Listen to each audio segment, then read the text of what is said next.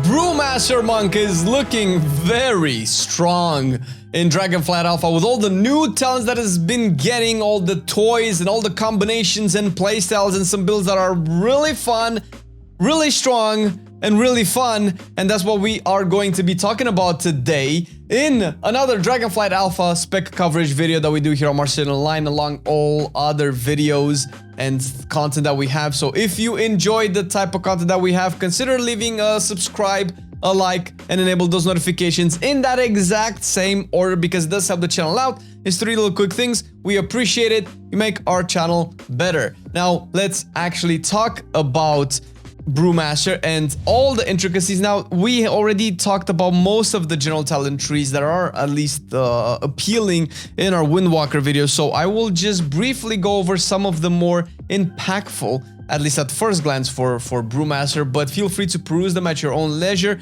You will notice that you'll have a lot of like utility kits, CC, defensives, and all of that you already had in your monk for a long time, so we will not go over too many of those.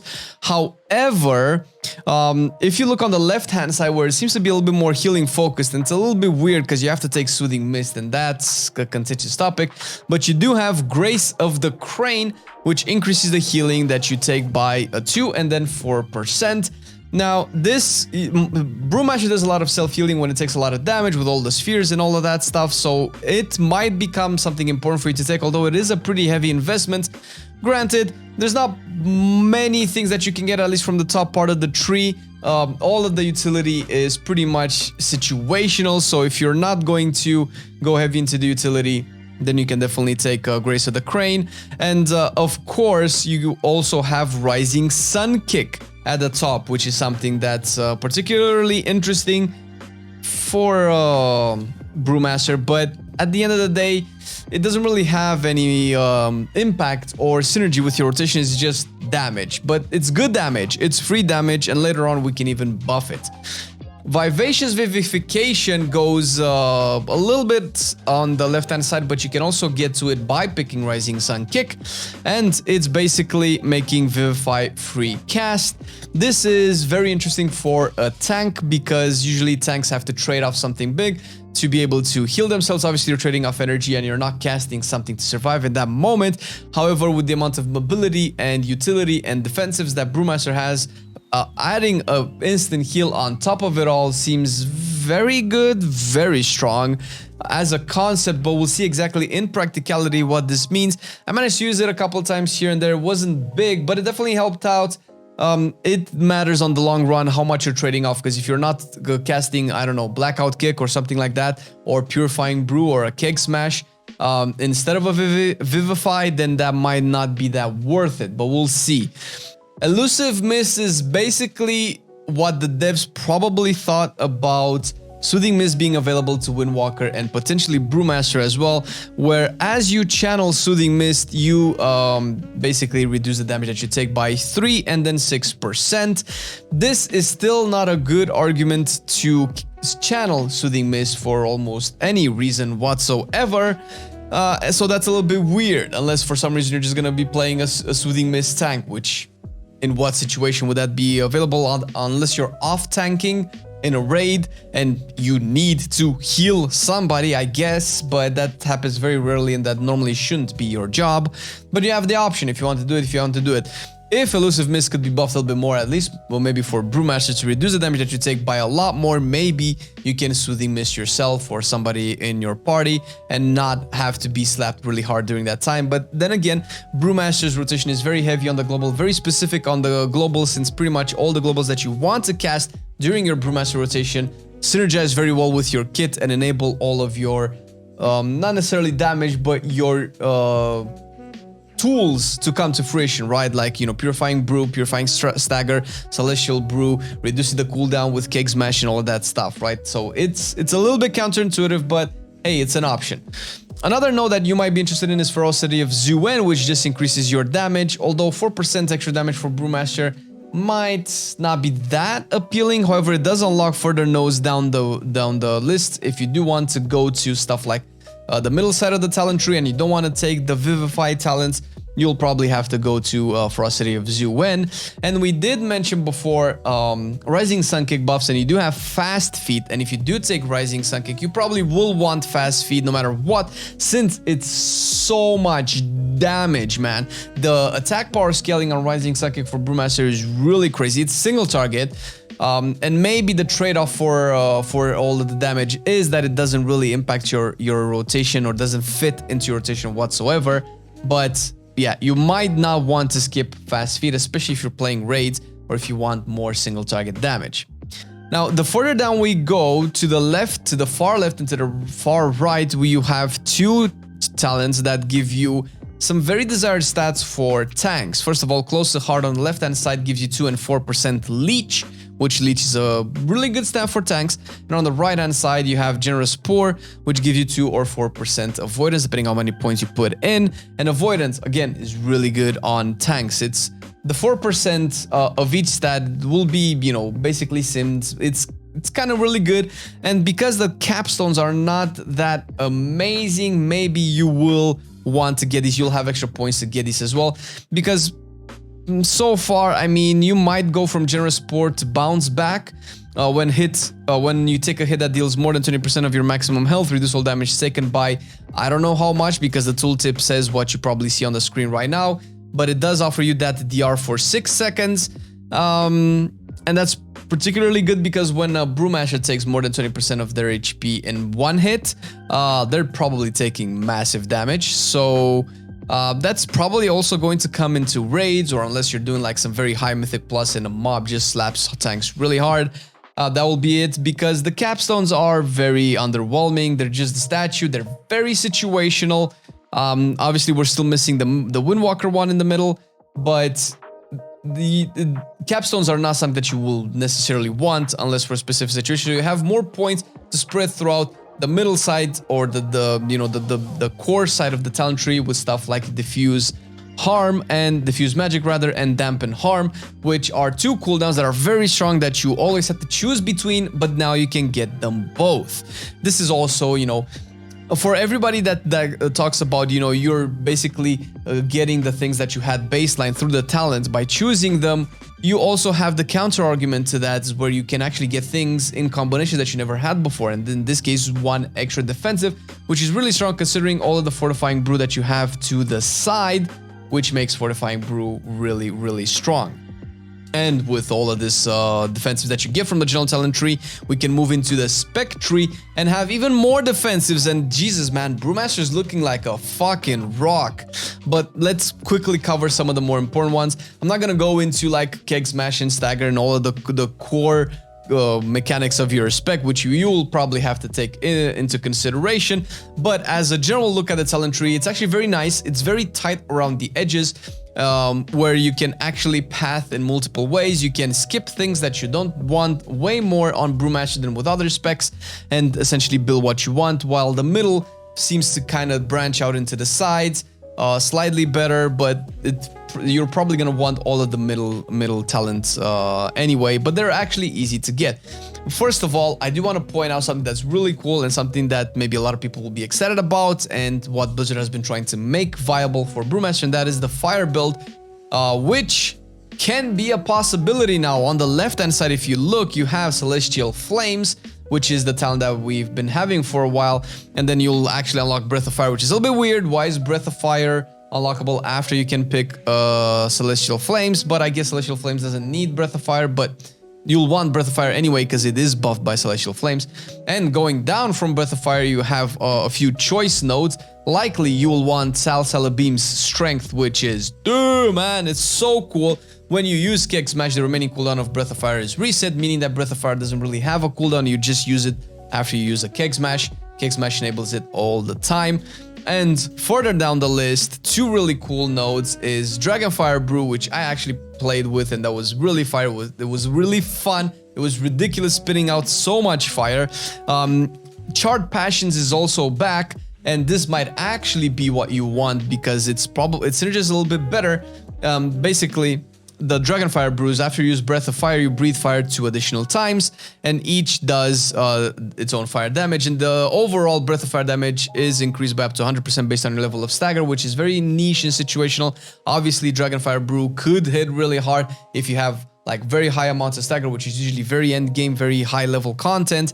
Not something that everybody would do, and it depends on how much that damage is translated, because Charred Passions, and if you don't know it so far, it's your Breath of Fire ignites your right leg in flame for 8 seconds. I am flame. Ha! Causing your Blackout Kick and Spinning Crane Kick to deal 100% additional damage as fire damage and refresh the duration of Breath of Fire on the target.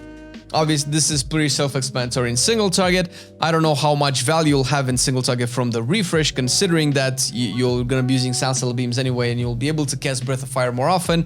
But this could be crazy in AoE where you use Spinning Crane Kick and you constantly have fire damage on a lot of targets, and being able to deal fire damage is pretty good because, you know, it's magical damage. It doesn't get reduced by armor of the mobs that you're hitting, so that's really good for tanks, especially to keep aggro and maintain that aggro on a lot of targets.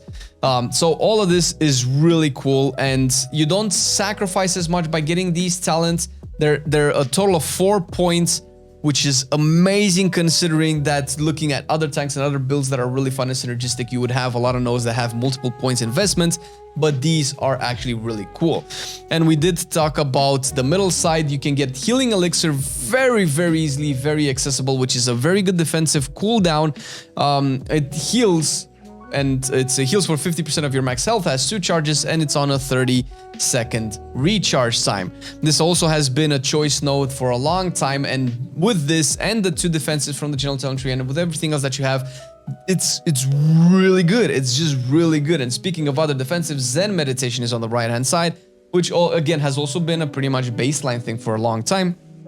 And Zen Meditation is still really good. If you really want to deeply dive into Zen Med, you can still get the point below it, which is Fundamental Observation, which was a Legion legendary, and it's actually really cool. It reduces the cooldown of Zen Meditation all the way down to a 3.8 minute, and makes you able to move while you're in Zen Meditation, and makes you able to take melee attacks while in Zen Meditation without cancelling the effect, which is good. It's interesting because it does make you be able to keep that 60% damage reduction for those 8 seconds if you so want to. You will not be able to attack still, which I guess is the trade-off for having such a very strong damage reduction ability.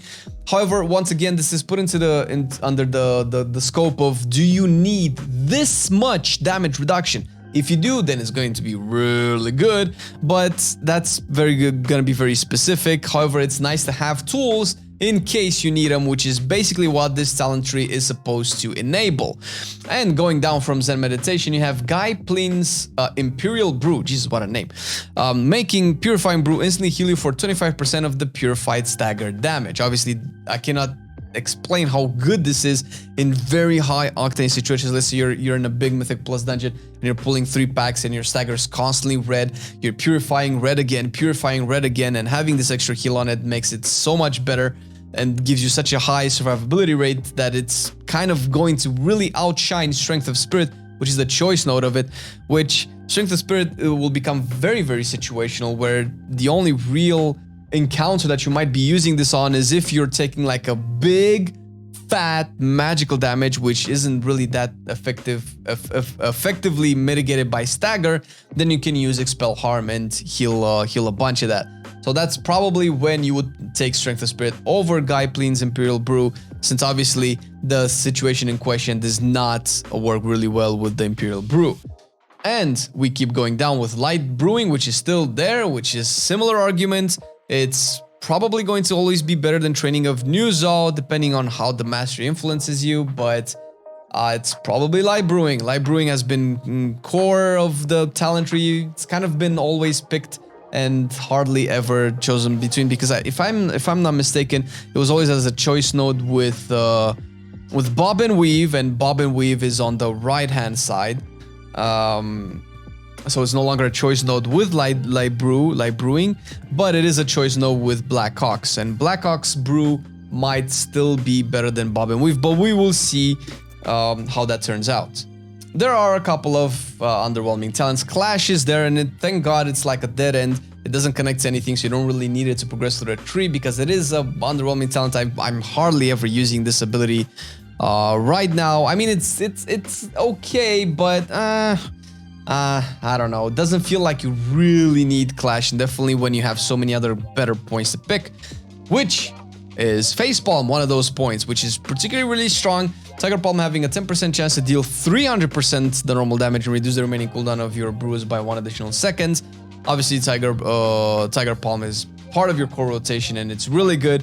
So whenever this procs is going to hit really hard, which is weird because it kind of comes a little bit as a counter offer to Blackout combo, which is way down the middle path, which is something that I personally love and haven't been able to play with for the last couple of expansions because it's just been very underwhelming. So likely Tiger Brew takes a little bit of what Blackout combo does, and it's way more accessible and you don't have to invest or sacrifice a lot for it. And you keep going down on the right hand side. I'm not gonna go over all the talents, but you do have Weapons of Order there, which is something that I mentioned would have been awesome to have on Windwalker as well. However, you do have it here as close to a capstone, and on the opposite side of the tree you have Bone Dust Brew, which Weapons of Order will probably be better than Bone Dust Brew since it is a choice. And Bone Dust Brew is also down a High Tolerance, which is a 2-pointer. And again, we've been playing with High Tolerance for so long, and it's right now it also feels like an underwhelming talent, depending on how the Brewmaster will scale at a high end game. And it's a 2-pointer Vesser, and then a 3rd point into Bone Dust Brew, and maybe you even want to take the capstones down below Bone Dust Brew, which are also slightly I don't know. While you have the middle side of the tree with the new Zaw talents, which are really strong. And I think we've had Conduits and Azurite Power in the last couple of expansions that have made it here and that you kind of always picked no matter what, just showing how strong these mechanics are. So one of them is Walk with the Ox. Abilities that grant Shuffle, reduce the cooldown of Invoke of Nuzal by 0.5 seconds, and the Stomp that Nuzal does deals 10% more damage. So far, at the very least, well, 20% if you put 2 points in, rather. And you have the Invoke, the rank 2 version of it, which makes Purifying stagger damage while Nuzal is active. Increase the damage of the next Stomp by Nuzal by 25% of the damage purified, split between all enemies. So again, this is one of the ways that Brewmaster does so much AoE damage in dungeons and has been doing that for Shadowlands. Also really good talent. It's a 1-pointer, and all goes down to Exploding Keg, which is, yes, something again that I love really much to play with. Also more fire damage, which is great to be able to do magic damage as a tank because, you know, it's not mitigated by armor once again. It scales by quite a bit of attack power on 1 minute cooldown, and it's there. You don't sacrifice too much for it either, because you will be getting Walk with Dogs, so taking 1 point into Exploding Keg is really good. And it ends up with, obviously, the best capstone ever, Stormstyle Last Keg, giving you a 2nd charge of Keg Smash and making Keg Smash deal more damage, which is the legendary that we use now, or at least have been using so far, and is definitely a way better capstone than any of the alternatives on the left and the right-hand side. And this is the first look at Brewmaster. It's looking pretty good. I really like the talents and how it's looking right now. It gives you a lot of options, and you can skip things without sacrificing too much like you would on other specs, and not to mention with all the massive defensives that you're getting, which is maybe slightly a little bit of a concern because we had, you know, Pro Warrior some time ago where it had Die by the Sword, which was taken away from Pro Warrior. So I wouldn't be surprised if some of these defensives will be made a little bit harder to access for Brewmaster or taken away entirely, although I doubt that's gonna happen, but they might be made harder to access because you do have like Fortifying Brew in the actual Brewmaster talent tree, which is question is, do you really need it that much? Since it does path down to High Tolerance, which also is a question if you really want it or not, and paths even further down to Bone Dust Brew, which again is a question. It's too many questionable talents that is like, do I really need those? And when they bunch up together, it's like you might as well just like ignore the whole part. So maybe have these made a little bit more competitive. But then again, in terms of defensive, there's only so much you will need. You'll probably want to get damage eventually, but maybe when the content scales high enough, these will become better. There are also, like I mentioned, other talents that are a little bit weird, like Clash and Blackout Combo, which their Clash is weird. I'm not a particularly, I don't particularly care about it any other way. And Blackout combo is something that I do care about, but it feels like it's a heavy point investment, and you would have to sacrifice some other really important points to get them, since you will probably always want the news out points on the left-hand side, and if you take the right-hand side as well with the Blackout combo, then you probably will have a harder time reaching a different capsule that you want, or maybe completing another build either to the left or to the right-hand side. And of course, I mentioned Rising Sun King not really having a place in the rotation, but seeing as how much damage it can do, maybe that's the trade-off that we'll have to deal with. So maybe that's not too bad, but I would love to see it in Charred Passions, for instance, being baked in. That would be really cool, since that would at least put it into like a synergistic place. But Charred Passion probably works better with Spinning Crane Kick and Blackout Kick anyway, since it reduces the cooldown of the other abilities. But this is it, man. I mean, Brewmaster's looking pretty strong. Obviously, don't take this as the definitive impression of Brewmaster. Things are gonna change. The first iteration of Alpha talents have always changed within a few weeks, so we'll see how this plays out in the next couple of months before the expansion is released. Obviously, all the numbers are subject to change as well, so don't take those to heart as well. But it's looking fun, and if you do want to main Brewmaster in Dragonflight, you're in for loads of fire-breathing fun. Hope you enjoyed the video. Hope you liked it. One more time, if you do like the content, you want to support us a little bit more, consider hitting the like, subscribe, and enable those notifications. Standard YouTube stuff, I know, but it does really help us out. Thank you for watching the video. See you next time. I've been loving it then, I still love it now. Still, I play WoW. Still, I play WoW. Getting better every day, let me show you how. Cause still, I play WoW. Still, I play WoW. It's getting harder to stay, but at the end of the day, it's a guilty pleasure, so just log in and play. Whether it's classic or retail, I'ma do a /bow. Still, I play WoW.